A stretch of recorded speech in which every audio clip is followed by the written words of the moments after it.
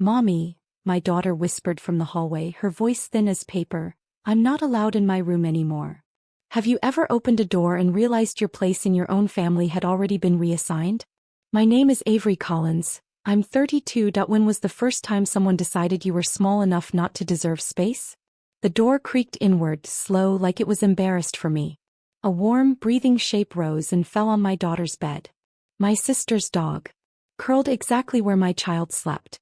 Its leash hung from the bedpost like a claim tag. Dog toys lined the wall. A metal bowl sat where storybooks used to be. Behind me, laughter. My mother's soft, approving kind. My father didn't look up from his phone. My sister leaned against the frame, arms folded, wearing that smile people use when they think something is already settled. She can sleep anywhere, my sister said lightly. Dogs need consistency. My daughter's fingers found my sleeve. Silent. Asking permission without words. No one raised their voice. No one asked me first. Decisions had been made while I was at work, earning the money they all said didn't really matter. I stood there holding the spare house key in my palm, its teeth biting my skin, and understood something with frightening clarity. They hadn't just given her room away, they had quietly moved us out of the family. I didn't step into the room. I stood in the doorway as if crossing that line would make it official. The dog lifted its head and thumped its tail once, friendly, confused. It wasn't the villain. It never is. The air smelled faintly of kibble and lavender cleaner, my mother's idea of peace. I felt my daughter press closer into my leg, her small hand flattening my pants seemed like she was trying to disappear into it. We talked about this, my mother said gently, the way she used to explain bills I couldn't afford. It's temporary. Temporary is a word families use when they don't want to say forever out loud. My sister shrugged. She's a kid. She'll adjust. The dog has anxiety. My father finally looked up. Not at me, at the dog. He's family too. Something inside me went very still. Like a room after a clock stops ticking. I crouched to my daughter's height. Her eyes kept flicking past me toward the bed that no longer belonged to her. I brushed hair from her face, my fingers memorizing the heat of her skin, the way you memorize something you're afraid will be taken. Go sit on the couch, sweetheart, I said. My voice surprised even me. Come, level. She nodded and walked away without arguing. That hurt more than if she'd cried. When she was gone, I straightened and said one sentence. Not loud. Not angry. Who else did you decide didn't need space in this house? No one answered. Even the dog went quiet. Silence stretched, elastic and uncomfortable. I could hear the refrigerator hum, the dog's slow breathing, the faint click of my father's phone locking. My sister laughed first. A short sound. Defensive. Don't be dramatic, Avery. It's just a room. Just a room. Just a bed. Just a small human learning where she ranked. I walked past them into the kitchen, my shoes still on, my work bag cutting a dull line into my shoulder. No one followed. They never do when they think you're bluffing. I poured myself a glass of water and watched my reflection ripple in the surface. My face warped, unfamiliar, like it already belonged to someone else. My mother leaned against the counter. You're overreacting. Family share. You've always been adaptable. Adaptable. That was the word they used when I swallowed things. I nodded slowly. Okay. The relief on their faces was immediate. My sister's shoulders dropped. My father exhaled like he'd won something. Somewhere behind us, the dog barked once, sharp and possessive. I reached into my bag and pulled out a folded envelope. White. Ordinary. It had been waiting there all day, heavy as a promise. I just needed to be sure, I said, setting it on the table between us, that this was a family decision. My mother frowned. What's that? I slid it closer to her fingertips but didn't let go yet. Proof, I said softly, that we're all playing by the same rules now. My mother opened the envelope. Paper whispered against paper. That sound, thin, careful, sliced the room sharper than yelling ever could. Her eyes moved left to right. Stopped. Went back. My father leaned in, reading over her shoulder now, his jaw tightening in increments. My sister tilted her head, annoyed more than curious. What is this? She asked. I watched the spare house key on the table, its dull metal catching the overhead light. The same key they all had copies of. The same key that let decisions happen while I wasn't home. It's the bank transfer history, I said. Utilities. Property tax. Mortgage overages. The last 18 months. My mother's mouth opened, then closed. No sound came out. The refrigerator hummed louder, like it was trying to fill the gap. You pay those? My father asked finally. I nodded. Once. I do. My sister scoffed. So, you live here? For now, I said. That landed differently. Even the dog lifted its head again. I reached forward and gently took the envelope back, sliding it into my bag like it was fragile. I just wanted to understand the new rules, I continued. Space is assigned by who matters most. My mother touched the counter to steady herself. Avery, let's not do anything rash. I smiled. Small. Polite. The smile I use at work when something is already decided. Don't worry, I said. I'm very adaptable. The key dug into my palm again, and this time I didn't let go. That night the house felt staged. Like a set after the actors leave. I lay on the edge of the couch with my daughter tucked against my chest, her breath warm through my shirt.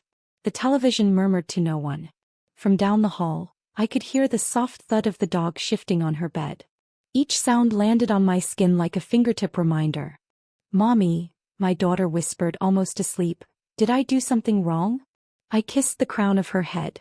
The smell of her shampoo, strawberries too sweet, made my throat tighten. No, I said. You did nothing wrong.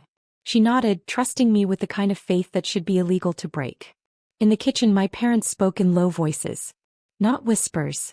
Calculations don't need secrecy. She'll cool off, my father said. She always does, my mother replied. I stared at the spare key on the coffee table. It caught the hallway light, flashing once like a signal. I remembered my sister asking last year, can I get a copy? Just in case. I had laughed. Family doesn't need permission, right? Around midnight my phone buzzed. A text from my sister. You're being weird. Don't make this a thing. I typed back with one hand, careful not to wake my daughter. I'm not making it a thing. I'm just adjusting.